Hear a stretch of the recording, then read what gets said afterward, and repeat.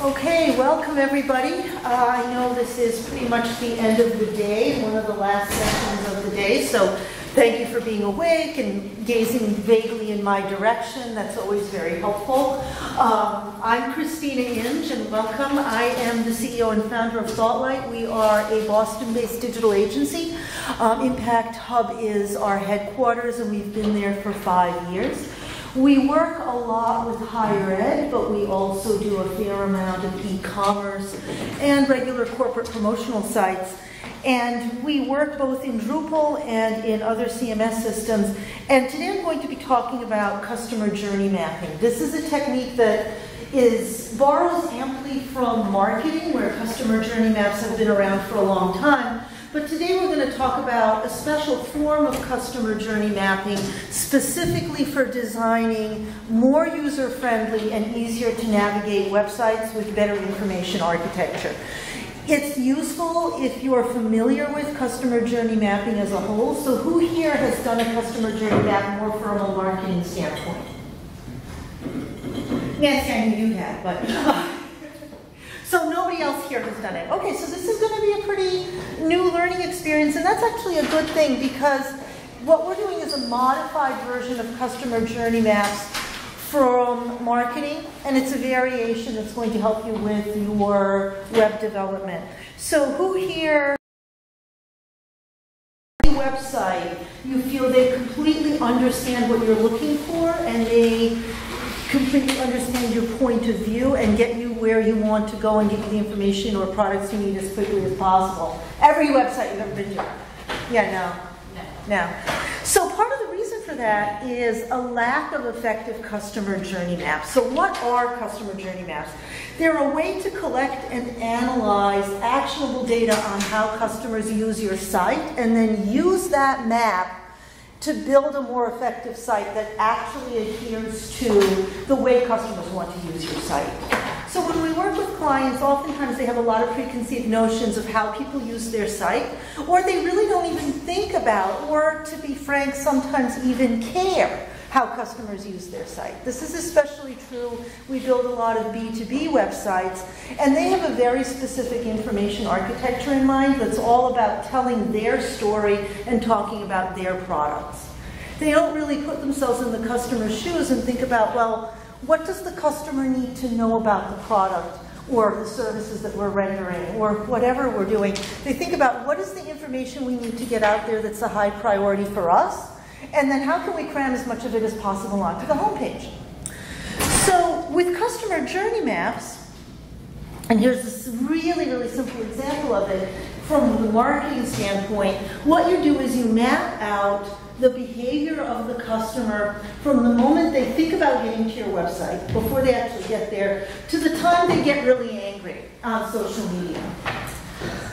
Or hopefully not. So basically what it talks about is it maps out every single touch point that a customer is going to have on your website, and also, to be really effective, the journey they're going to have when they're not even on your website.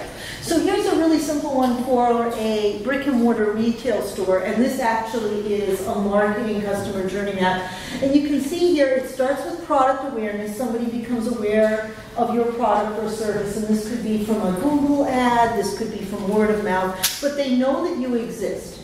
Then they go to your website and they research the product, or they go online and they research reviews. Then in this case, they go into a brick and mortar store, they purchase a product, it gets shipped to their house, let's say it's furniture, so they don't take it home immediately.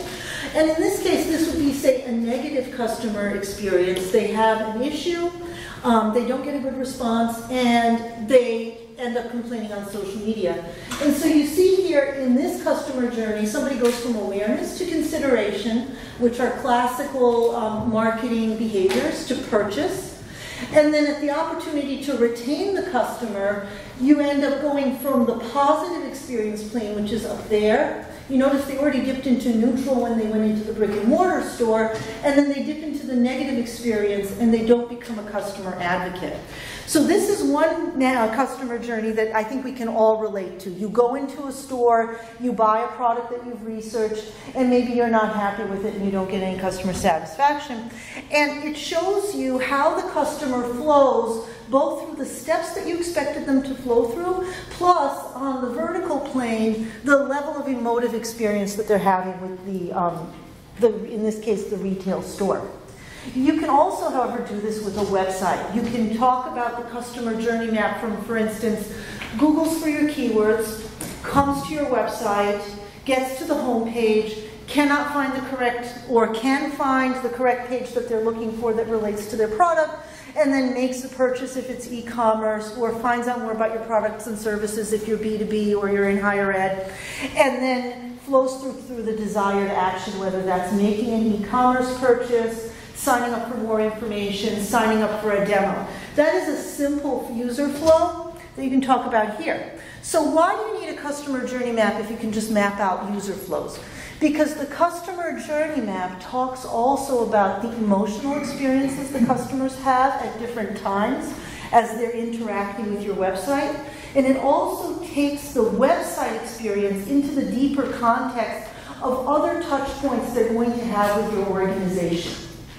Very few websites exist completely in a vacuum, where there's no brick and mortar store, no brick and mortar institution, or no real life interaction that happens off site. And so what a customer journey map does is that it not only maps the user flows through your site, it maps the user flows through the entire experience of experiencing your brand or interacting with your brand or institution, both on-site and off-site, while placing the site at the center, so that you can place the website in the context of people's overall experience with your organization. That way you can account in your information architecture, your SEO, and your design, not just for what people are doing on your site and what they're clicking on, but what they're doing before they come to the site and after they come to the site, so that they have a more robust experience and get better information off that site or have a better experience. So how do you start building a customer journey map? Well, the first step you want to do is you want to identify your user personas. Who's coming to your site? So to give you an example here, I'll show you a site that we built for Brandeis University's Innovation Center. And they have a standard template that we have to adhere to. So we didn't have a lot of design freedom, but we did have information architecture freedom. And we have a pretty complex set of personas. The Innovation Center is comprised of two different organizations. One is their standard student and faculty startup incubator, where anybody who has a brilliant idea for the next great startup can come and pitch their idea and get funding. And the other is that it's the University Technology Transfer Office, which basically means that they take all of the great cures for cancer that get developed at Brandeis or other medical or scientific breakthroughs, license them, in other words, patent them, and then find a manufacturer for them or reach out to the different drug companies or what have you to get them out there into the world. So very complex set of personas. We have to address faculty. We have to address technology scouts from Pfizer to L'Oreal, who might be coming to license our products because we've got products in every single industry. We want to address students. And we want to also address people who could donate to these programs or become involved as a mentor or a volunteer. Every single one of these personas needed to be developed into what do they need in terms of the navigation, content, and information for the website, but also what are their real-life interactions with us. If somebody's a mentor, judge, or volunteer for one of our student pitch competitions, their customer user journey is usually something along the lines of become aware of our programs through the alumni office or a face-to-face meeting with one of our faculty or staff, come to the website because they remembered that they want to get involved and volunteer. They need to find the opportunity to volunteer right on our website. But then after they fill out this form, which goes into our CRM, they've left the website and the rest of their touch points don't happen on the website for a very long time. They happen via email, they happen when they come to campus, And so they have only a brief moment when they interact with the website, and then they're gone, but they may interact with us as an organization for years. And so what happens is, if you design their experience as a persona, as the mentor or judge or volunteer persona, just based on, I need to get this person to fill out this form and I need to have this go to the CRM, you don't really understand what this person needs out of the website. You don't understand what the website needs to integrate with to give this person a good experience, because their interaction with the website is only a tiny part of what happens. On the other hand, if you're with Pfizer, for instance, and you need to find out what drugs we're discovering in our labs, your interactions with our website are actually fairly extensive, but again, you flow through it. This is Flintbox. This is the standard database of all scientific discoveries coming out of all research universities in the English-speaking world, and you are used to searching through this in order to find the drugs or molecules or what have polymers, what have you, that you're scouting for your company. So you're going to spend a fair amount of time interacting with us online, and your journey might be meets our staff at a scientific conference, sees this piece of marketing collateral that we designed for them, comes to the website, sees all of the inventions and discoveries we have, as well as the quality of our researchers with this nice little news feed, as well as all of these organizations we already work with, and then moves on from here to Flintbox. So because we took into account the fact that we meet most of our tech scouts out at giant scientific conferences like Bio, we integrate just a nice picture of the marketing collateral that we take to these conferences, which is standard print collateral, because we know that the context in which they're interacting with us starts at a conference where they're given collateral. And so in order for them to go back into that headspace of, oh yes, I spoke to these great scientists and I want to find out more about their research, they need to have their memory triggered by seeing that same piece of paper, in this case a big fat book of scientific papers, that they were handed at that conference, or else they're not triggered into the behaviors we want them to engage in. So that's why you need a customer journey map, because for the most part, you are not engaging with people just on the website. And if you have a disjointed experience between, say, your conferences, your website, the way you handle your students, you're messing up the user flow, and you may never get them back.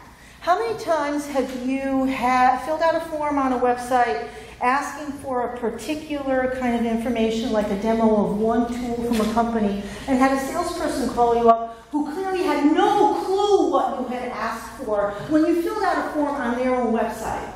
And they're like, hey Bob, my name is Sally. Bob, that's great, Bob. Bob, we're going to demo all of our software for you for cash registers. I wanted the software for accounting. Great. How many cash registers do you have? That is a disjointed user experience. They didn't look in Salesforce to even figure out what form you had filled out and which product you'd inquired about. And trust me, if you're generating leads for salespeople and that's what they're doing, you need to get a new client. Anyway, so identifying your personas is critical, and identifying what their journey is with your brand is critical. And then you need to go out and interview these people and ask them, how did you become aware, in this case, of brand as innovation, or whatever program you're working with? What were your initial touch points with us? What do you come to our website for information for? Because people often, depending on their persona, they don't need every piece of information from you. They need the information they can't get through their other touch points, and they need that on the website. So make sure that you interview every single different persona, at least a handful of representatives from each one, and find out what their journey is with your organization and where the website fits into that journey, so that when you go to architecting your site, the information you deliver to each persona is the information they critically need from the web. That doesn't mean that if there isn't other information you also want to give them, you don't have backups of that on the website. Like, certainly we've got the booklet that we hand out at conferences. We have that as a downloadable PDF on the website. We have a picture of it so they remember where they saw us from, but the information they need from us after meeting us at a conference should not duplicate the information they got from us at a conference, because that's frustrating to them. They need new and fresh information. So interview and empathize is critical. And the next thing, obviously, if you're empathizing with people, is to understand their goals.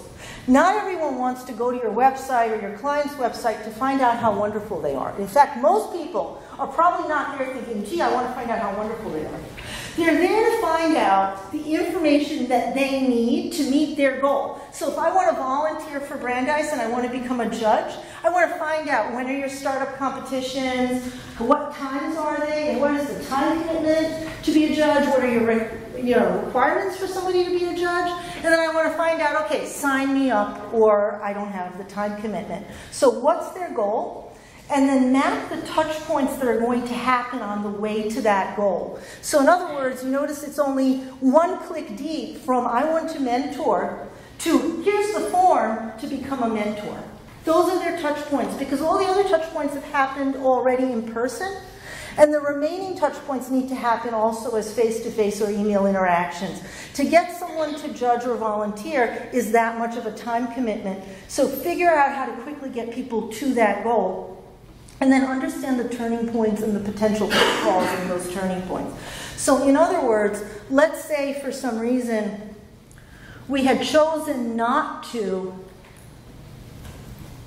put I want to get involved on the home page this clearly. Like, what if for some reason we had to bump mentor or volunteer down 2 or 3 levels in the navigation and in the information architecture?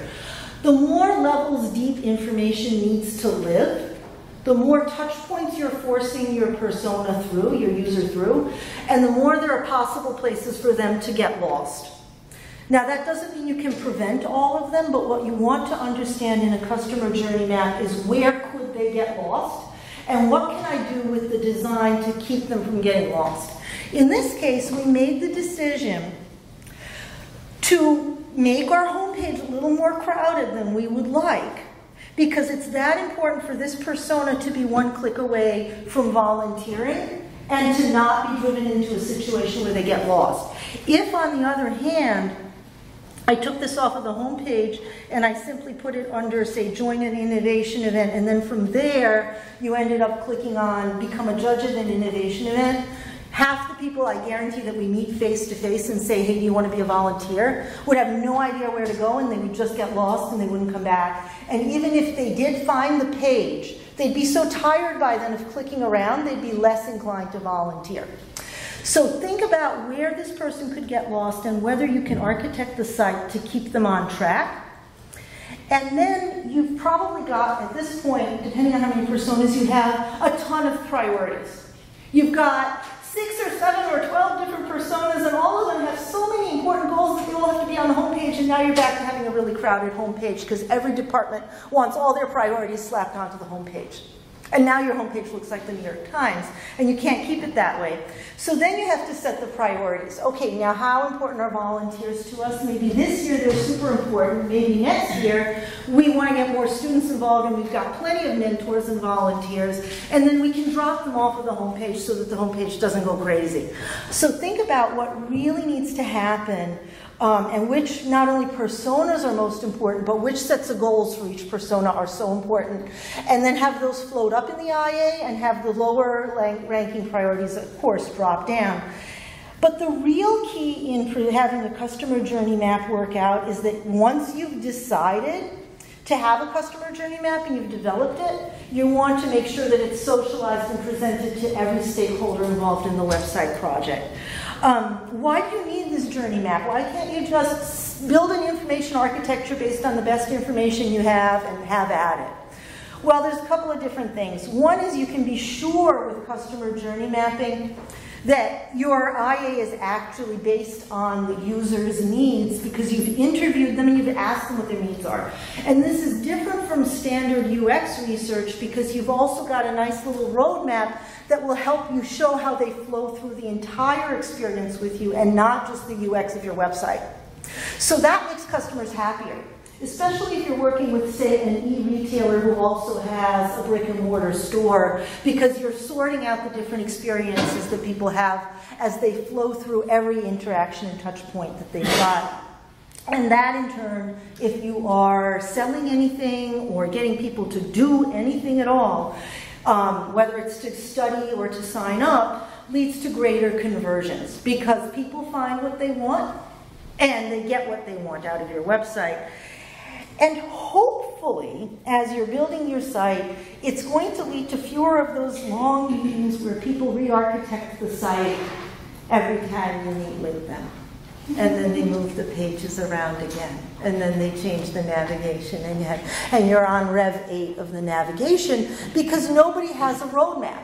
It's all everybody's best guess. Well, maybe the mentors aren't as important as the tech scouts, and maybe we should bump them down a little bit. And, you know, this is not the conversations we had with the client. They were actually lovely to work with. But how many meetings have we gone through like that, where people just sort of grope in the dark for what the IA should be and what should be higher priority? Because no one's asked the actual customers, or if they have, they haven't really structured it in the right way.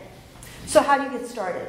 Can't emphasize this enough. Start with personas. Who here has used a persona building tool like Extensio? Nobody? Oh, awesome. I'm about to hopefully change your life. So, if not, that's fine too. So, take a look at Extensio. It's a tool that I really, really love. You don't need to necessarily use this one tool, but again, I can't say enough about it. We used Extensio to develop a set of personas for another organization we work with, in fact, Impact Hub Boston, as we redid their design. In their case, they're really looking for tenants for their co-working space. And so we developed a set of 4 personas. And obviously, it's standard persona development. You give the person a picture, which, you know, usually is clip art. You figure out, you document their goals, your challenges, and again, this all has to be based on real interviews with real users, preferably more than one. You give them a little personality, a biography, and then you sort here, what are their motivations, not just their goals, but their motivations for coming to your website? What are the preferred channels other than the website that they've interacted with your brand on, whether it's brick and mortar or advertising? Because, for instance, if your Google ads say one thing and then the landing page those drive to says another thing, you've already confused your users unnecessarily, and it has nothing to do with the UX of the site. But it has everything to do with the UX of your entire digital footprint. So make sure you understand the full digital footprint, not just the website that every user interacts with, and then identify the tasks on the site that they are most likely to engage with. And these two are the most important in my experience, the preferred channels and the tasks. Because the preferred channels map out the parts of the digital footprint that they're going to engage with, and then the tasks tell you, after they've engaged with, for instance, ads or PR, what are they going to do on the website? In this case, we boiled down the personas to 4, even though we probably have a much more diverse group of tenants than just 4 stereotype personas.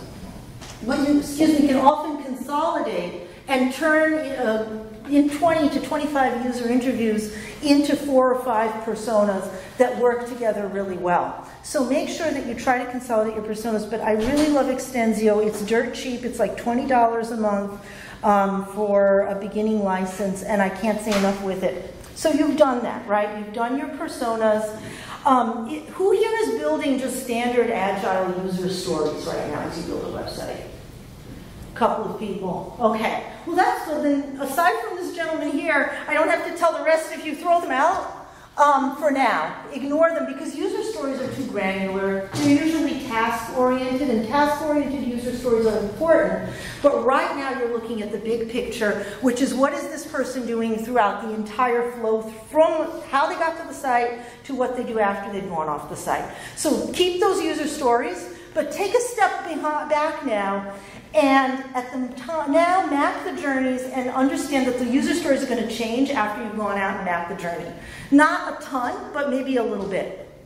And then this is something really important to me and important to a lot of people. When you recruit those users for your persona development and to talk to you about their customer journey and map it, include a wide range not just of potential target markets, but people with different abilities. Make sure that some of the people you interview for personas development have a visual impairment, if you can get some, have a movement impairment of some kind, because their journey is going to be different. It's one thing to be ADA compliant because you've got transcripts of all of your videos, or you've got descriptions of all of your you've got alt tag descriptions for all of your images.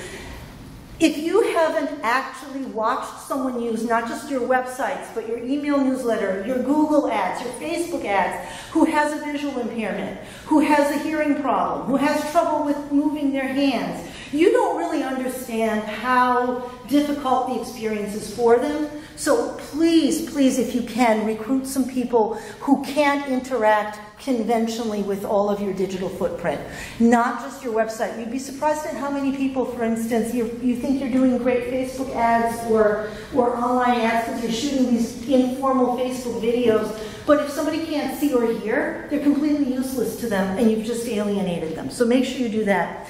And always really, really listen. If you're building a product-driven website, especially for B2B, there's a temptation to think, oh, I've got to make sure that I get all the products pushed out as aggressively as possible. But really listen to what your users say they want out of your website. So I've got a really good tactic for doing that, and it's called empathy maps. Now, before I show you an empathy map, I'll explain why this really simple diagram is so incredibly, incredibly powerful. They really help you identify what users say, do, think, and feel, and narrows down their pain points in using your website and the gains they obtain from using your website. It can really, I want to be cautious around saying see and hear because of what I just said. It can be ableist if you focus on literally what they see or literally what they hear. Call it what they perceive, because then that way you're also including people of different abilities. But you can use the empathy map both as the start off and the kickoff point for when you build your customer journey map, or you can simply use it to guide your questions. So here's the one from Atlassian that many of you, who here has seen or used this before? Awesome. Who wants to share some experience you had with your empathy maps? You don't want to, okay. Does anyone want to, were they bad experiences or just you don't feel like talking? It was hypothetical. Hypothetical, okay. Anybody else? Okay, so I can move on here then. So in an empathy map, you want to just show people your website and your whole digital footprint. Remember, not just the website, but the ads, videos, however they found you in the first place. And then ask them, if they're sighted and if they can hear, what do you see and hear? And if you're not sighted, you know, what is your screen reader telling you? What are you noticing? Or you could even just ask everybody, what are you noticing? Then ask, what do they want to be able to think and feel? Now, if you're selling something like plumbing flanges, feelings about plumbing flanges are probably pretty tepid. You probably aren't going to engage people too much emotionally. But still, people have very strong emotional reactions to websites in general. So ask them, well, what do you want to feel? I mean, certainly if I'm a plumbing supply company, the plumbers who buy from me want to feel confidence. So don't think of feeling as simply like a strong emotional reaction. What do you want to have as a reaction to this website? I want to feel confident that these products are high quality.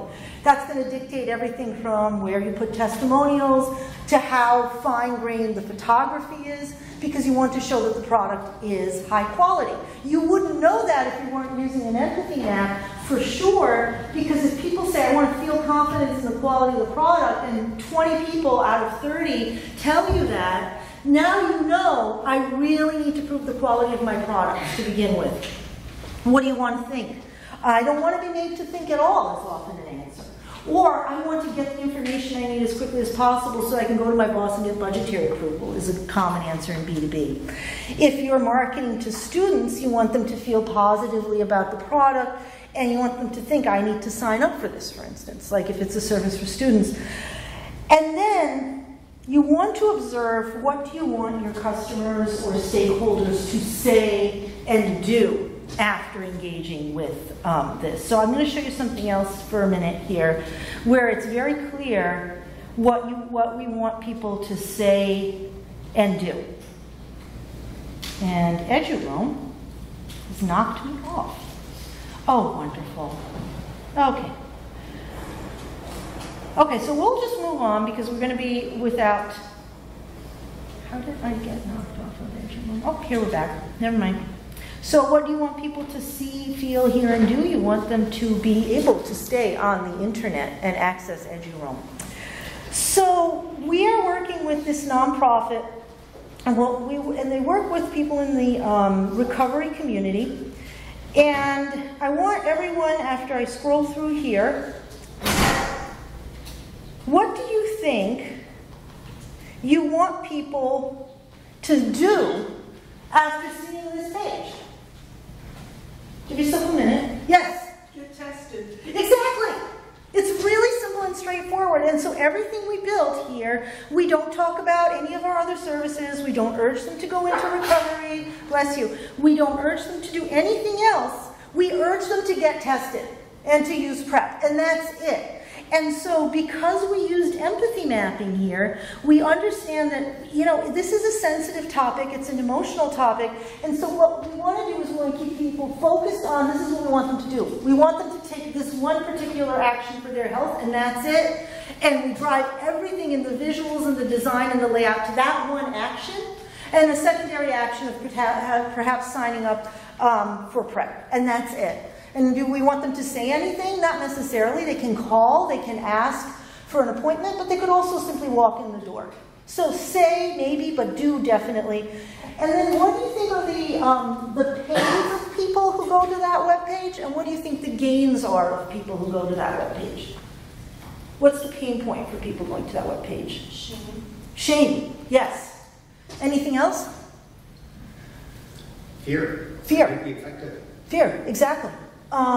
Fear, shame. A lot of people who are addressed by this nonprofit have no health insurance, and so just sometimes, aside from the overpowering emotions of fear and shame, there's just confusion about where you can get services when you're on Medicaid, which is often very frustrating. So those are their pain points. Now, what are the gains if they think, feel, say, and do what we hope they think, feel, say, and do after going to this website? Be healthy. Be healthy, exactly. Feel more secure, feel safer because they know that this nonprofit is there for them. And so this was really straightforward in terms of what you put on this empathy map. We know exactly what's going on in this situation. If it's a more complex product, it's going to be a little harder to parse out. Like, if you're selling plumbing flanges or B2B enterprise software, the pains and gains are going to be a bit more obscure. But you see here, when you build a website around the empathy map, you don't have that ambiguity of what on earth are these people here for and what are they going to gain from it. So here's a couple of other examples of more complex empathy maps, now that you've kind of gotten some familiarity with them. Of customer journey maps. This is one where, again, there's the possibility of people engaging in both digital and physical touch points as they move. Again, this is a commerce transaction from awareness to consideration to purchase through service and loyalty. You notice that they could start out, again, off the website through PR, radio, print materials, word of mouth, a digital billboard, an email and ad, search marketing, and only when they're in the second step of the journey do they actually come to the website through the landing page and the blog, and even then they might interact with a third-party site as well. Then they might go into a physical touch point like direct mail or the store, and a call center counts in this case as the physical touch point. And then they're back on the website as well, either the desktop version or mobile. They might engage with the chatbot. And then they might engage again with the call center, make that purchase, go through service, and then they continue to engage. Again, notice that they're not on the website anymore throughout the loyalty process. They're receiving emails, they're getting a newsletter, or they might at most be going to the blog. as well, here you're documenting both touch points you control and touch points that you do not control. And this is a really useful customer journey map if there is a complex customer journey where people cycle through your own digital properties, other digital properties, as well as physical touch points. This is a customer journey map doesn't seem to be a ton of fun. It's a bit complex, but it's still usable. You notice here there's it's got a nice grid to it, and a lot of people use it, and we use this a lot as well in complex situations.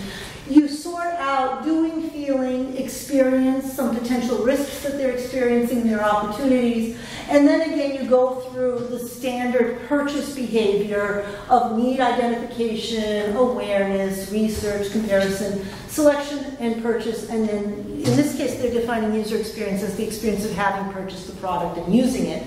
And here, this is pretty text heavy. It describes, again, what their touch points are, what they're thinking, feeling, and doing, and it uses a lot of language to do that. So if you've got a complex experience, this can be very handy for you. And what I like about this customer journey map is that it also talks about the risk to the customer at each different touch point. Like, for instance, if they've just made a very expensive purchase with you, that's a high-risk situation, versus it's maybe a medium-risk situation after they've walked out the door and they call customer service. And so this can help you understand more of the emotional journey of the customer. So if you go back to the Harbor Homes example, it's a high feeling of risk for the patient as they walk in the door asking to get tested. That's a very, very emotional situation for them. You want to understand and recognize that, and you want the language of your site to be comforting. You want the visuals of the site to be something that provides confidence in your services. You also want to reduce complexity. Because what happens when people are in a high emotional or high risk situation is that their capacity for bearing additional cognitive load goes way down. People's ability, for instance, to read at a certain grade level goes down based on the newness of the topic to them. The more new a topic is to them, the more they're not able to read at their standard grade level. Our cognition actually declines when we're stressed, so you want to make sure that you adhere to that when you think about how you're going to lay out the site, how simple the user experience is going to be, how simple the language is going to be. Use readability scales, for instance, to vet the language. And then here's a journey map that's an example of what not to do. Can anyone read any of this at all? No. So in terms of the user experience of this customer journey map, where would we rate this? Like a no? Let's just call it a no. Let's not even give it a numerical score. I mean, the logic here is obvious. You've got, gather information, order diagnostic test, wait, interpret, communicate, and plan. You've got, doing, feeling, thinking. The intentions here were pure. But this is what you don't want to do with a customer journey map, is just slap all of your thoughts about the customer's journey into one thing. What you want instead is something close to this, and at most this, where you clearly have architected what is happening with the customer as they interact with your website and all of your digital and physical touch points. So a couple of quick do's and don'ts. Don't build an overly complex map, because the whole reason we're doing customer journey mapping is to reduce the complexity of the information architecture to begin with. And if your customer journey map is extremely complicated, guess what's going to happen to your IA? It's going to get complicated too. Even if you're only mapping out 6 pages to begin with, if all 6 pages need 12 paragraphs of text to explain them, someone's going to start building extra pages. So you want to make sure that you keep it simple, because that's the whole point of the exercise. The other thing is that even though with customer journey mapping, what you're doing is you're putting the experience of the customer front and center, remember that information architecture is also an SEO discipline. You want to have sites that rank well for some of your keywords. You want to have pages that rank well for your keywords. You want to have pillar pages. Is everyone familiar with pillar pages?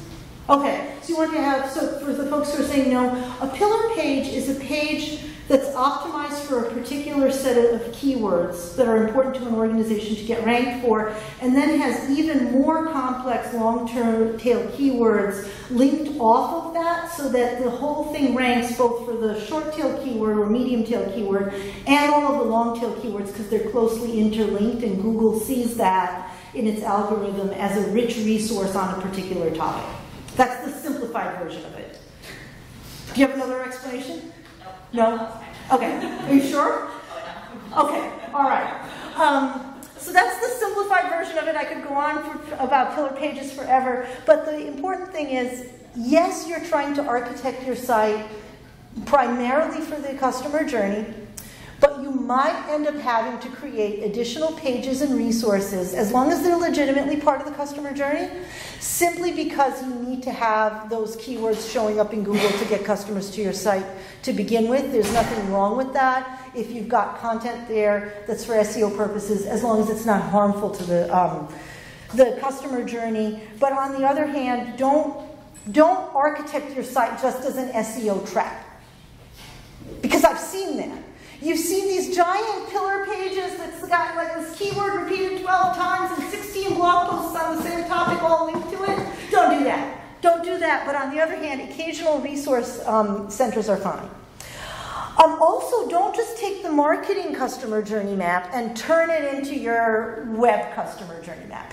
You look at it, be informed by it, but you're really, at the end of the day, still architecting the website, not the sales outreach. You're not hopefully in charge also of the newsletter, or even if you are, don't think about it for now. Make sure that you focus on how does this impact how I'm going to design the site, rather than just trying to reuse the journey maps that you've already got. And then at the same time, don't forget entirely about the offsite journey and just write a user flow for your site, because that defeats the purpose of customer journey mapping. Instead, build as many journey maps as you have journeys. Remember all of those personas we developed? Each one of them is going to have a different customer journey through the website and beyond. You don't want to shoehorn them all into one oversimplified customer journey map. But at that point, you're probably also going to want to simplify. So a little bit more about that in a minute.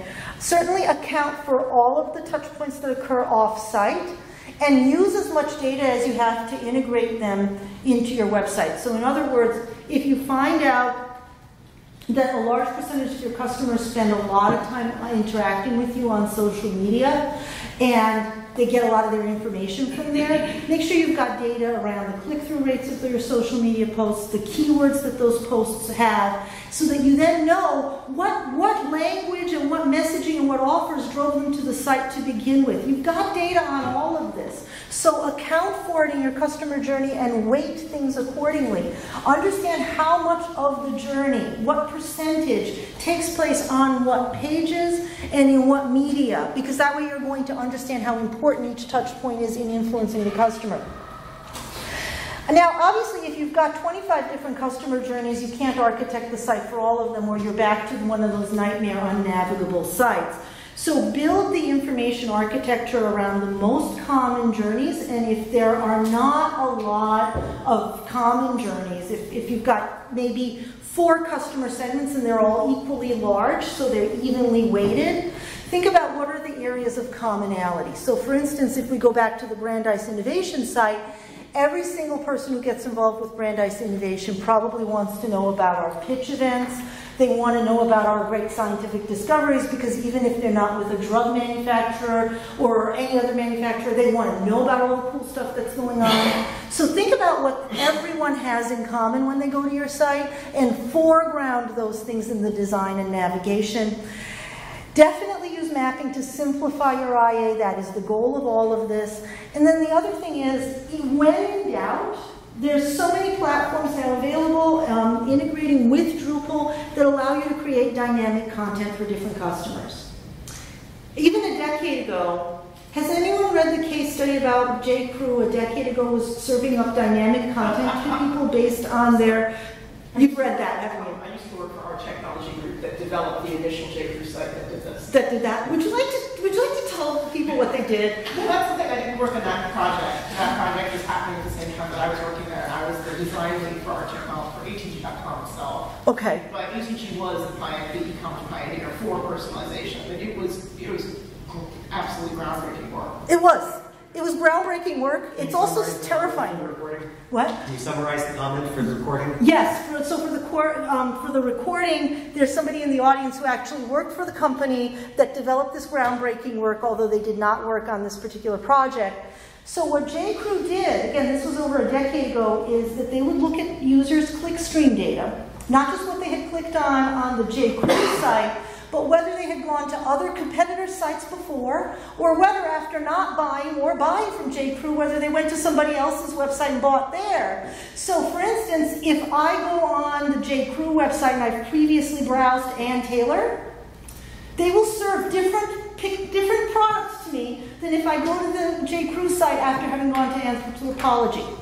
Similarly, if I leave the J.Crew site and I buy from Anthropology, they've got me pegged as a different kind of person and will show me different content than if I leave the J.Crew site and buy from Ann Taylor. Now, I'm not saying do this all the time, because it can also be creepy, intrusive, and a little bit complicated to manage, and no knock on it, it's also brilliant. But it has a definite moral dimension of how much you want to use people's data, especially what they do off-site, to serve them dynamic experiences. But on the other hand, if you have a complex e-commerce site and you're selling everything from hardware to men's shoes, you definitely want to personalize the experience, or else people are getting confused and annoyed and they're clicking away. So use your best judgment, but there's always the opportunity of creating dynamic, data-driven content versus just architecting the site to be one size fits all. On the other hand, if you do want to architect your site to fit as many users as possible, build a customer journey map, talk to your customers, empathize with them, make sure you recruit users of different abilities, and make sure that you build for the common areas that people need the most among all of your different personas. And please, please use personas. I don't have any interest or stake in Extensio. It's just a tool I use. There's plenty of other persona building tools out there, but promise me you will use a persona building tool. I know we want to leave some time for questions and answers. So with that, I'm going to close out the remarks that I have. Again, my name is Christina Inge. I'm with ThoughtLight. We're headquartered right here in Boston. You can reach me via Twitter or via email if you have questions and you need to get going right now. But we've got about 4 minutes, so if anyone has any questions, I can field them now. Okay? So I actually don't work on a website. I work on products mostly. So I'm curious if there's anything major in terms of differentiating customer journey maps between products versus with products as your focal point as opposed to websites, knowing that that is a touch point as well. So you're a product manager, or? I'm a UX researcher for products. For a product. So you want to customer journey map the product versus the website. Is it a digital product like an app, or is it a chair? It's digital. It's digital. So it's not actually all that different, because if it's a digital product, people engage with it very similarly to a website. You got them there somehow through Google Ads or Facebook, right, or SEO. You have a website for it, and then is it one of those things where people can, is it SaaS? I work for Acquia. Oh, okay. We could have just said that. I work for Acquia. Okay. The Acquia Lift specifically. Okay. Okay, no, I totally understand. It's very similar, but then you can just build the standard customer journey map that you would do for marketing. But definitely the takeaway for you might be integrate the on-site and the and now I know why you were making those faces when I talked about pillar pages. I used to work on a website, so that's what I was like, you've either been traumatized by a pillar page at some point in your life. I triggered you now. So yes, I think you can just use a standard marketing one. Okay. Also bear in mind that these desks are kind of wobbly. I can put here. Okay, so that sort of sit-on desk doesn't work. I appreciate the thought. The thought was that, I was trying to be more personal. Go ahead and use a standard marketing map, but maybe think more about the touch points that drive people to Acquia, and then user experience within your platform. And then what happens when they engage with customer service? I think thinking about the customer service is going to help. And always revisit your personas when you're in B2B, because they evolve more often than people in B2B actually change their personas. That's one of those things that is definitely a caveat. Any more questions? Yes. I have a question. So when you previously mentioned like you have 25 personas probably, how do you boil them down to like 4 personas that you're doing? And how do you do the trade-offs? It's a really good question.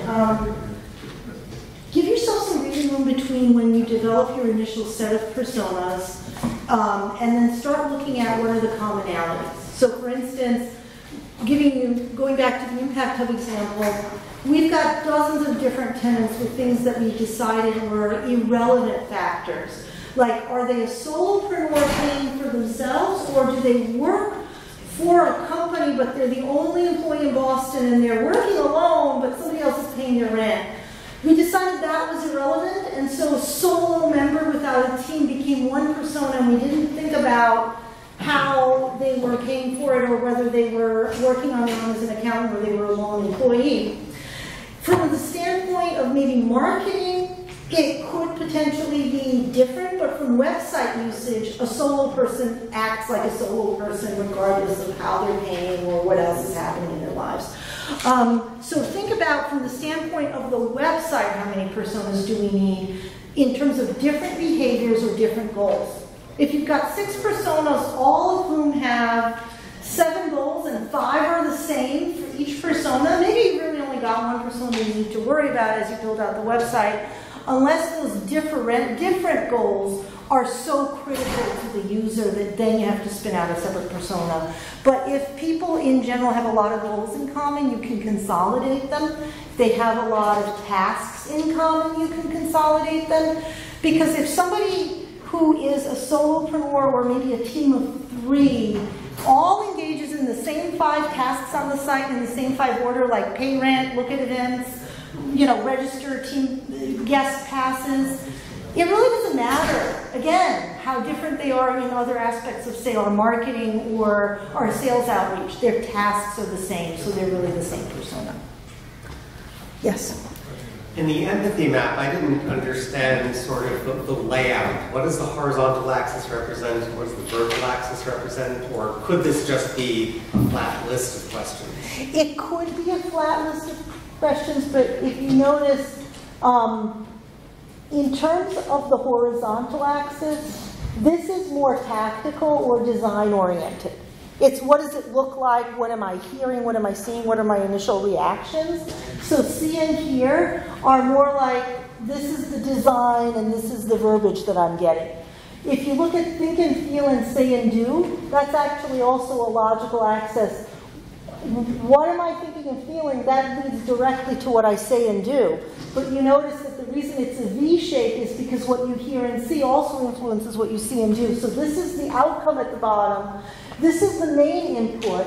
These 2 are sort of the secondary inputs, and that's not to diminish the impact of design, but that's really what's going on inside the customer versus this is the design elements that are also impacting their feelings and their thoughts, and then those are their actions, because the design is driving the action, but mostly what they're thinking and feeling is driving the action. And then at the bottom, this is totally arbitrary that the pain and the gain are at the bottom. They can be at the top too, because this is the reason why your website exists. The pain and the gain are the foundational reasons. This is what you're trying to alleviate with your product, service, or site, and this is what's going to happen when the alleviation occurs. So I think that's why they put it at the bottom, but you don't have to put it at the bottom. You can put it at the top as well, depending on how your team works. What's the circle in the middle? It's a happy person. Okay. I know. You don't need to have the smiley face in there. I've seen it done without the smiley face, so if you're not a smiley face kind of person, have at it. Get rid of him, or put a frown face, or a bunny. I'm here. Any more questions? Okay, well in that case, I'm going to make these slides available on our website, thoughtlight.net, and thank you for being such a great audience.